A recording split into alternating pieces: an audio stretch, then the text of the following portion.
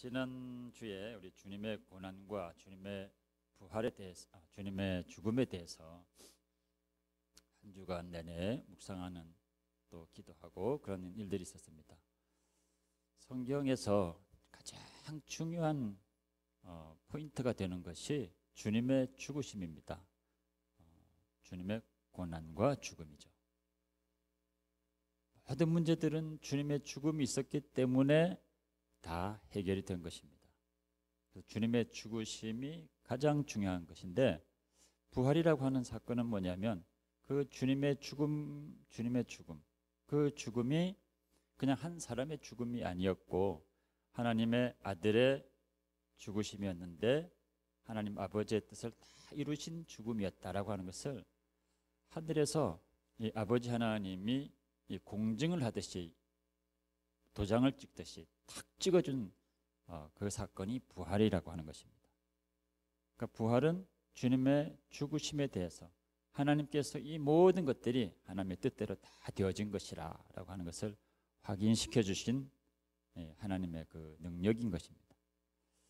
그래서 이 부활이 있음으로 말미암아 주님의 죽음뿐만 아니라 주님께서 앞서서 행하셨던 말씀과 사역과 이 모든 것들이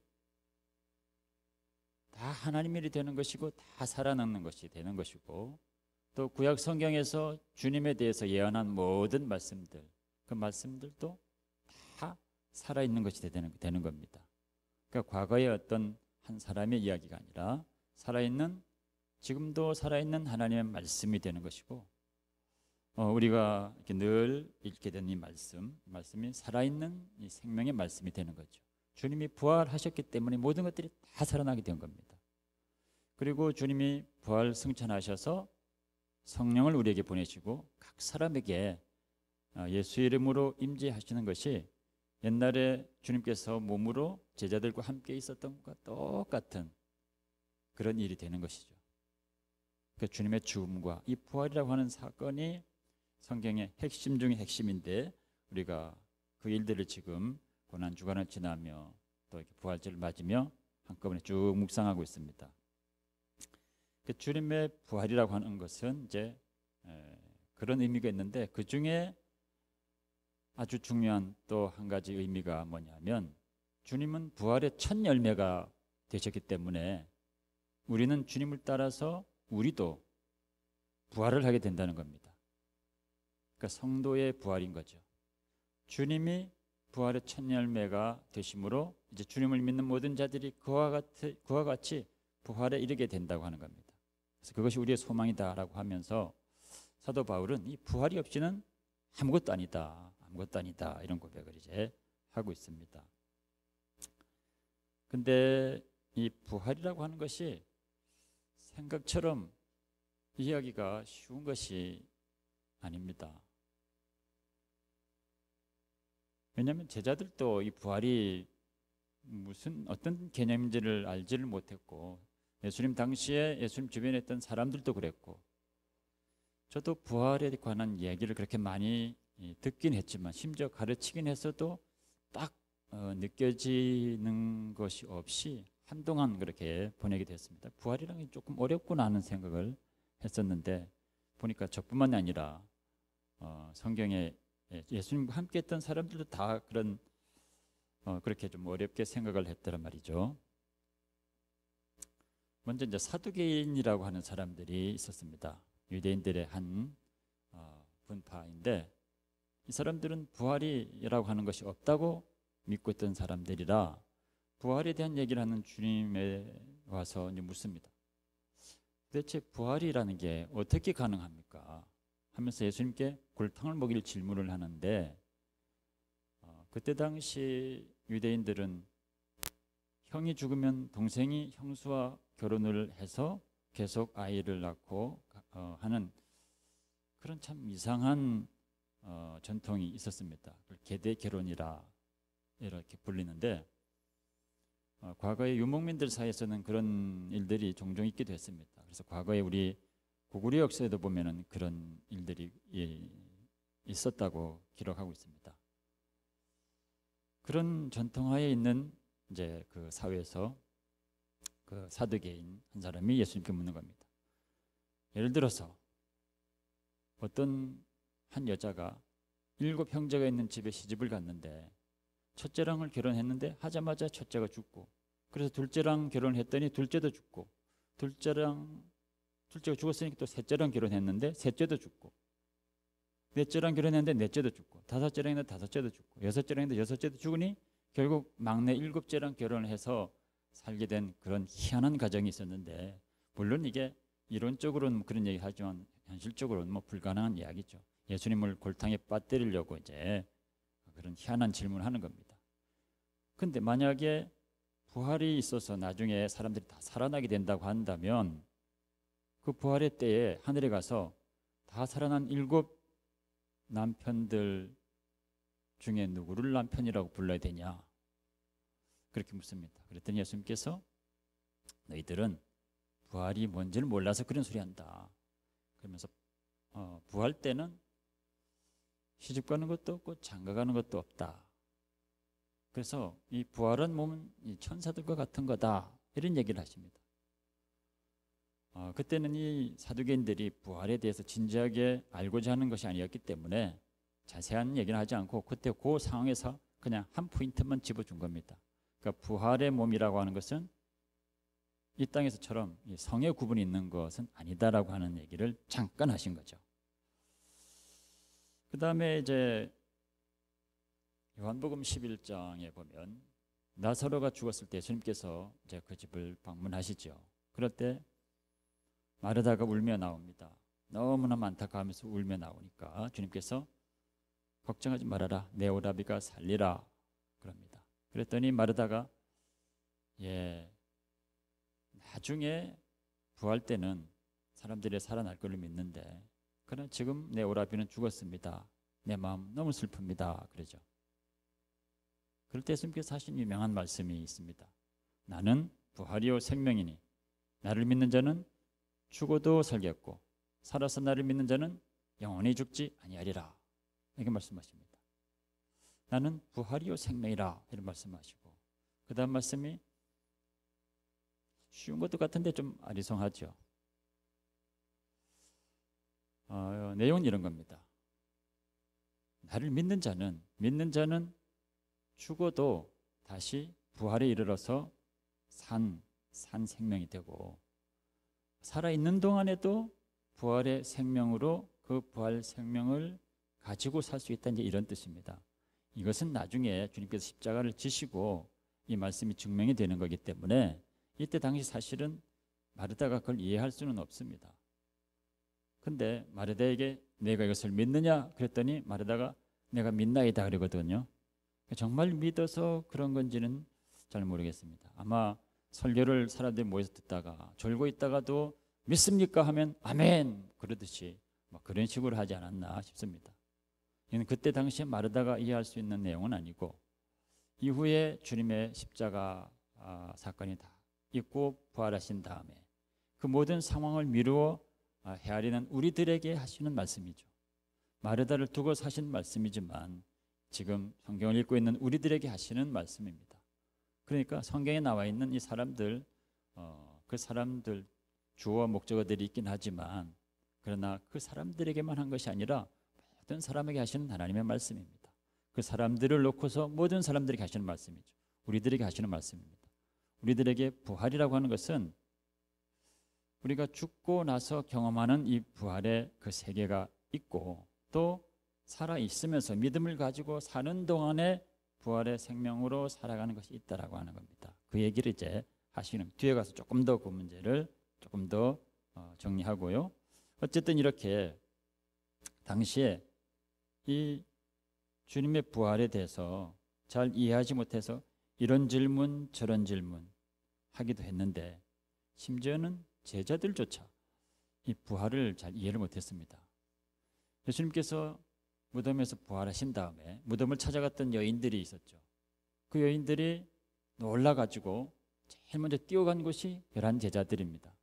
11제자들이 가서 그 사실을 보고를 했더니 누가복음 24장 11절에 보면은 제자들이 허탄한 듯 베어 믿지 아니하더라 그랬습니다.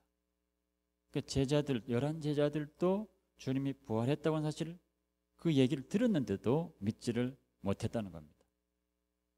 누가복음 끝에 보면 엠마오로 내려가는 두 제자가 나오는데 그 두 제자 중에 한 사람 이름이 글로바라 이렇게 나오죠.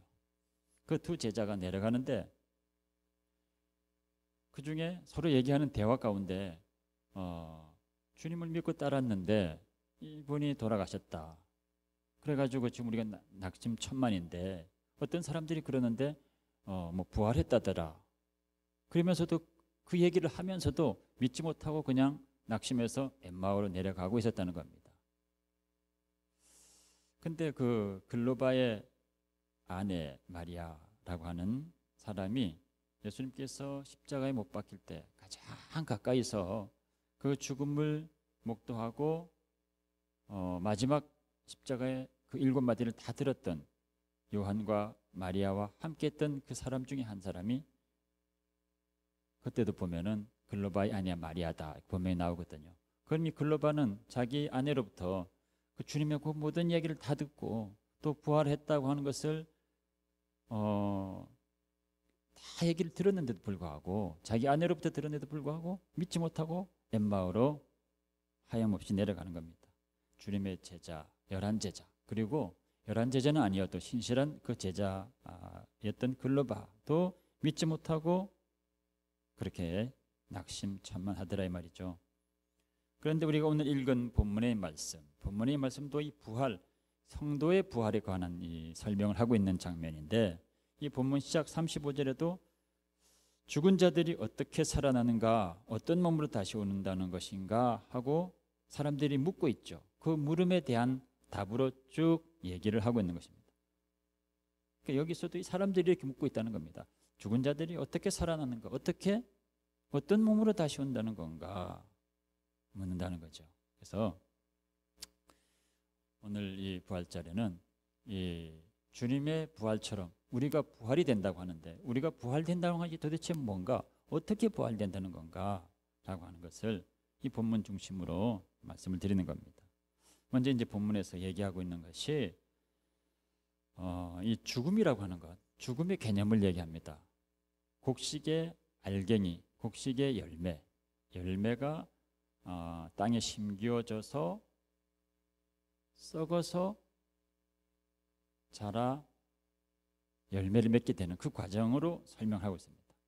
그러니까 우리들의 죽음이라고 하는 것, 우리가 죽어서 부활이 된다고 하는 것을 곡식 알갱이가 땅에 들어가 썩어서 새로운 형체가 나타나서 많은 열매를 맺는다. 주님도 한 알의 밀알이 땅에서 썩으면 많은 열매를 맺는다 그랬죠. 그러니까 이 부활이라고 하는 것, 죽어서 부활한다고 하는 것은 죽어서 없어지는 것이 아니라 새로운 어떤 더 나은 결과물, 새로운 형체, 새로운 몸을 입는 것이다. 동물의 세계에서도 애벌레가 호랑나비가 되는 과정도 그런 겁니다. 애벌레가 죽으면서 더 나은 형체를 입게 되는 거죠. 더 나은 형체, 죽으면서 더 나은 형체를 얻게 되는 거다. 근데 그 곡식도 그렇고 나비의 경우도 그렇고 그런 것처럼 사람이 죽는다고 해도 이 육신이 죽게 되면 더 나은 어떤 형체, 우리가 입은 이 형체보다 더 나은 형체로 입는다는 겁니다. 그것을 이제 이야기하기 시작하는 겁니다. 그러니까 성도가 죽는다고 하는 것은 물론 영혼이 없어지지 않고 영혼이 남죠. 그런데 지금 우리의 몸보다 비교할 수 없는 더 나은 어떤 형체를 입는다라고 하는 겁니다. 그러면서 이어서 하는 말씀이 뭐냐면 그 새로 입게 된 형체는 영광으로 빛나게 된다는 겁니다. 영광은 조금 더 쉽게 얘기하면 빛입니다. 빛으로 빛나는 겁니다. 빛을 어떻게 그림으로 얘기할 수 있을까요? 그림으로 표현할 수 있을까요? 그러니까 잘 표현이 안 되는 겁니다. 이 영광이라고 하는 것이. 그러니까 새롭게 입게 된 몸, 이 몸은 신령한 몸이 되는 겁니다. 지금 이 땅에 우리가 가지고 있는 몸은 제한된 몸이고 썩어질 몸이고, 그런데 새로 입게 되는 몸은 썩지 않는 몸이요 신령한 몸인데 더 나은 형체인데 이게 영광을 가지고 있고 영광으로 빛난다는 겁니다. 그 얘기를 하면서 이 땅에 여러 형체들이 있고 여러 육체들이 있는데 새의 육체요, 물고기 육체요, 뭐 여러 육체 쭉 나열하죠. 하늘에 있는 것도 있고 땅에 있는 것도 있고 해와 달과 별의 이야기도 나옵니다. 이것도 조금 헷갈리긴 한데 가만 보면 이게 무슨 얘기인가 하면 이 모든 형체들이 있는데 각각의 그 형체의 영광이 있는 것이다. 영광이 있는 것인데 하늘에 있는 것과 땅에 있는 것의 이 비교가 그 영광의 비교가 비교 불가하다는 겁니다. 비교할 수가 없다는 겁니다. 이 땅에 있는 것들의 형체, 땅에 있는 여러 육체들이 있는데 그들이 가지고 있는 이 영광, 그 빛하고 하늘에 있는 것들, 해와 달과 별의 영광, 하늘에 있는 것들과 이게 비교할 수 없는 거다. 어떤 좀 물리적으로 이렇게 비교를 해 봐도 그렇다는 겁니다. 영적으로 비교해 보면 땅에 있는 것들과 하늘에 있는 영체들과 이게 비교가 불가능하다. 이런 것처럼 우리가 입고 있는 이 현재 가지고 있는 이 몸과 나중에 부활한 몸의 그 신령한 몸이 가지고 있는 영광, 그 빛은 그 차원이 너무나 다르다는 거죠. 너무나 다르다. 이게 비교할 수 없는. 그래서 우리가 죽고 나서 입게 된 그 몸은 참 너무너무 귀한 그 영광으로 빛나게 되는 것인데 히브리서 11장에 보면은 그런 각각이 입게 되는 그런 영광은 또 그 차이가 있다고 그러죠. 그래서 히브리서 11장 35절에 보면 어떤 이들은 더 좋은 부활을 얻고자 하여 심한 고문을 받되 구차히 풀려나기를 원치 않았으며 심한 고문을 받고 그런 것을 겪더라도 나는 더 나은 부활을 얻겠다. 그 얘기 뭐냐면 더 나은 영광이 있다는 겁니다. 더 주님께 가까이 가게 되는 영광이 있다는 거죠. 그러니까 그 각각의 차이가 또 있다는 겁니다. 우리가 1월 달에 계시록을 하지 않았습니까? 그때 주님께 가까이서 찬양을 드리던 이 14만 4천의 무리의 그 거룩한 찬양, 두 증인들이 올려드리는 그 찬양, 하늘에서의 그 놀라운 새 노래, 그런 내용도 우리가 살펴봤습니다. 그 가까이서 찬양하는 주님 가까이 있는 그 사람들의 그 영광은 말할 수 없이 빛나는 거죠. 십자가 강도의 그 영광과 비교할 수는 없는 것입니다. 주님께 더 가까이 나아가는 그 빛이 더 충만한 그런 이 영광의 차이가 있는 것입니다. 그렇게 이제 설명을 하는 거죠. 이 땅에서 죽고 우리가 새로운 형체를 입는다는 것, 부활한다는 것에 대한 얘기를 그렇게 설명을 하고 있는 겁니다. 그러면 이 땅에서 삶이라고 하는 건 그럼 뭐냐? 그런 측면에서 볼 때 이 땅의 삶이라고 하면 결국 하늘의 미랄, 또 씨앗이 땅에 떨어져서 이 땅에서 썩는 것이 우리의 삶이다라고 하는 것입니다. 이 땅에서 화려한 영광을 이루고 꿈꾸고 이 땅에서 화려한 성공을 하고 하는 것이 아니라 이 땅에서 우리는 썩어지는 씨가 되는 것이다. 썩어지는 씨가 되는 것이다. 이 땅에서 그런데 썩지 않고 이 땅에서 영광을 구하려고 바둥바둥 하는 것은 그건 다 세상 영광이지. 그 세상 영광이라고 하는 것은 이 씨앗이 땅 속에서 발하지 않으려고 미라가 되든지 무슨 고치를 쳐가지고 집을 짓든지 땅 속에서 나오지 않으려고 그냥 자기 집을 짓고 그냥 거기서 싹을 틔우지 않는 그런 씨앗과 같은 거죠. 이런 개념으로 본다면 우리는 이 땅에서 썩어질 씨이기 때문에 우리가 이 땅에서는 잘 썩어지는 것이 우리의 삶이다. 그래서 나를 중심으로 이 내 씨앗을 지키려고 내 씨앗을 붙들고 바둥바둥 하는 것이 아니라 이 내 씨앗은 썩어지는 것입니다. 남을 위해서 썩어지는 거죠. 다 버리고 내어주고 섬기고 사랑하고 그렇게 하는 겁니다. 그러려면 근데 그런 것이 무가치한 것인가? 절대 그렇지 않다는 겁니다. 그것이 그렇게 하는 것이 잘 썩어지는 것이 이후에 부활의 그 형체를 가지고 부활의 영광을 누릴 그 모든 것을 다 결정하는 것이기 때문에 너무 중요한 거죠. 우리가 육체를 가지고 있다고 하는 것은 너무너무 중요한 것입니다. 하늘에 있는 모든 천사들도 다 부러워하는 것입니다. 그래서 어떤 집사님이 이제 그런 얘기를 몇 번 하셨습니다.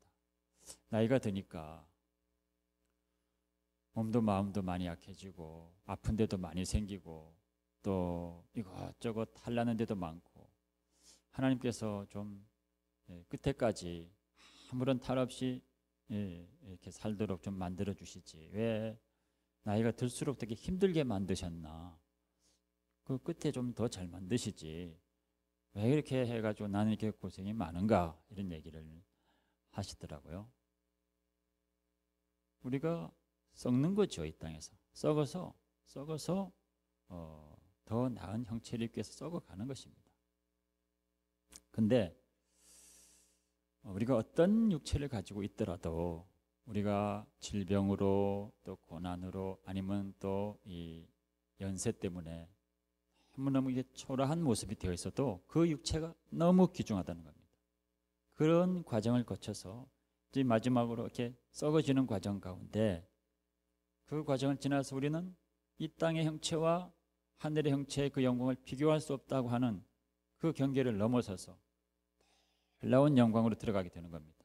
그 육체가 있기 때문에 그것을 딛고서 올라가는 거죠. 그러니까 뭐 우리가 장애인이 되든 아니면 뭐 정말 너무나 비참한 모습으로 우리 육체가 망가져서 그렇게 되어 있더라도 그 육체 자체가 너무 귀한 것입니다. 왜냐하면 그것을 통해서 우리는 부활의 영광에 이르기 때문에. 그래서 사람의 육체를 함부로 하면 안 되는 거죠. 그래서 십계명으로 주신 것이 살인하지 마라, 간음하지 마라, 이런 모든 것들이 우리 육체에, 하나님 형상으로 주신 육체에 거룩함과 영광으로 나아가는 길목에 있는 그것을 그렇게 함부로 하지 말라고 하는 강력한 명령을 그렇게 하시는 것입니다. 그러면 이렇게 이 땅에서 우리는 썩어지는 그냥 씨앗으로 썩어지어 가는 것으로 썩는 것이 우리 인생이다라고 한다면 어떻게 하면 잘 썩어져서 정말 이 부활의 그 영광에 이르게 될 것인가. 중요한 두어 가지가 있습니다. 첫째는 반드시 그리스도에게 속해야 된다고 하는 겁니다. 지금 읽은 고린도전서 15장의 22절에 보면 아담 안에서 모든 사람이 죽은 것 같이 그리스도 안에서 모든 사람이 삶을 얻으리라 그랬습니다. 그리스도 안에서 모든 사람이 새로운 삶을 얻게 된다는 겁니다. 그리스도 안에 있는 사람들만이 그런 영광에 이르게 된다는 겁니다. 썩어지더라도 그리스도 안에서 썩어질 때 그런 영광을 얻게 된다는 것인데, 그리스도 밖에 있으면 썩어질지언정 그런 영광이 전혀 없는, 빛이 전혀 없는 캄캄한 어둠으로 가득해서 결국은 지옥 같은 곳으로 떨어지게 되는 거죠.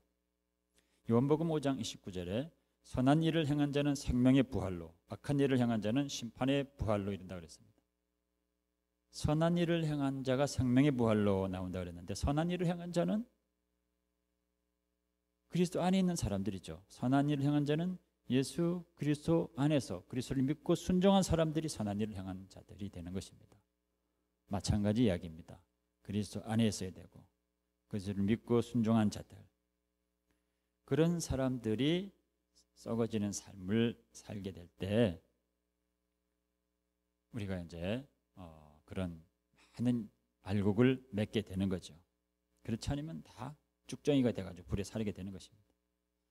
두 번째는 이 땅에 있는 동안에 잘 썩어지기 위해서는 우리가 날마다 사도 바울이 했던 고백을 우리가 할 수 있어야 됩니다.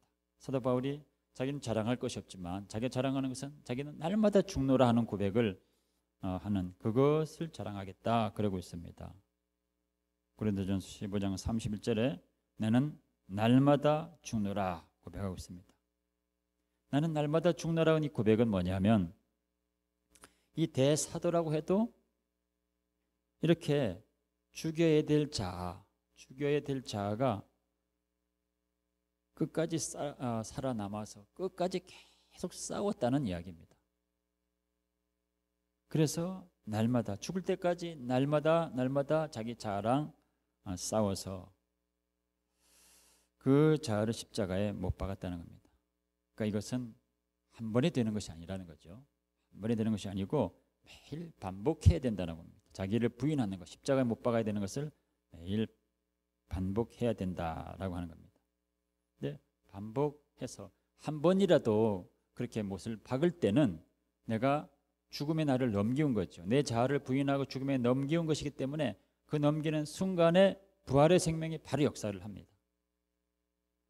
그래서 마르다도 그런 제 고백을 할 때 나중에 부활의 날이 언젠가 있으면 그때 가서 뭐 다 죽었던 사람들이 부활하겠죠. 그랬는데 주님께서 말씀하신 것은 물론 그렇지만 나를 믿는 자는 지금도 살아서도 이 부활의 생명을 누릴 수 있다. 그 얘기 뭐냐면 우리가 지금 살아있는 동안에 예수 그리스도를 의지해서 십자가에 내 자아를 못 박으면 그 순간에 내가 철저히 못 박으면 부활의 생명이 역사하고 그렇지 않으면 부활의 생명이 아니라 내 자아가 역사하고 다시 못 박으면 부활의 생명이 역사하고 그런다는 겁니다. 그걸 반복하면 계속 반복하면 부활의 생명이 계속 역사하겠죠. 그래서 제가 나를 부인하고 십자가에 제 자아를 못 박고 제 생각과 또 제 마음과 이런 것들을 다 못 받고 주님을 의지해서 말씀을 전하고 있는 것이면 말씀을 듣는 자들이 분명히 누군가는 부활의 생명을 얻게 된다는 겁니다. 그리고 이 주님의 이 생명이 필요한 그곳에 반드시 역사해서 어떤 사람들이 아멘 하고 받아서 주님의 그 생명으로 일어나게 된다는 거죠. 만약에 가정에서도 쉬운 예를 드는 것입니다. 어떤 남편이 부인을 보고 너무 화가 나가지고 밥상을 엎으려고 하다가도 참고 자기를 부인하고 그렇게 안 하고 부인을 바라보고 이거보다 더한 많은 것들을 참아준 그리고 지금까지 함께 견뎌준 사랑하는 그 아내를 보면서 주의 사랑으로 당신을 사랑하고 축복합니다. 이렇게 말을 바꿔 주님의 마음으로 자기를 부인하고 주님이 주신 말로 하게 될 때 그 한순간이지만 그 순간에 부활의 생명이 그 가정에 역사하게 되는 것입니다. 교회에서도 마찬가지인 거죠. 내가 어느 사람 때문에 너무 힘들어서 교회를 떠나야겠다라고 하다가도 그 마음을 내가 부인하고 못 받고 내 생각을 인정하지 않고 주님의 마음을 받아들이고 주님의 마음으로 그 사람을 불쌍히 여기면서 다시 보니까 저 모습이 내 모습이구나. 저 모습을 통해서 하나님께서 나를 가르치려고 그러는구나 하면서 그 사람을 오히려 축복하고 할 때 부활의 생명이 역사함으로 말미암아 하나님의 사랑이 교회를 가득 채우게 되고 그런 모든 문제들도 사라지게 되는 거죠. 그리고 우리가 살아 있으면서도 우리가 우리 자아를 못 박으면 이 부활의 생명이 역사하게 되는 것입니다. 성령의 열매도 그렇게 맺혀집니다. 성령의 열매도 우리가 그와 같은 일들을 계속 반복하게 될 때 매일매일 나를 부인하고 나를 십자가에 못 박고 부활의 생명을 의지하게 될 때 그때 순간적이긴 해도 그렇게 한번 역사했던 그 역사들이 계속 나타나게 될 때 그것이 날마다 못 박음으로 날마다 죽음으로 날마다 조금씩 성장함으로 열매가 맺혀지는 거죠. 열매는 어느 한순간에 뚝 생기는 것이 아니라 봄에 꽃이 피우고 또 여름에 비를 맞고 그렇게 하면서 가을에 햇빛을 받아서 이렇게 자라는 것 아닙니까? 그런 것처럼 열매는 우리가 날마다 그렇게 우리를 부인하면서 성령의 열매가 우리에게서 자라나게 되는 것입니다. 그 자라난 열매들 그거는 다 부활의 생명으로 만들어진 열매들입니다. 왜냐하면 우리가 자아를 부인하고 못 받고 우리를 죽임으로 말미암아 만들어진 열매이기 때문에 그 성령의 열매는 다 부활의 열매입니다. 부활의 생명의 열매인 거죠.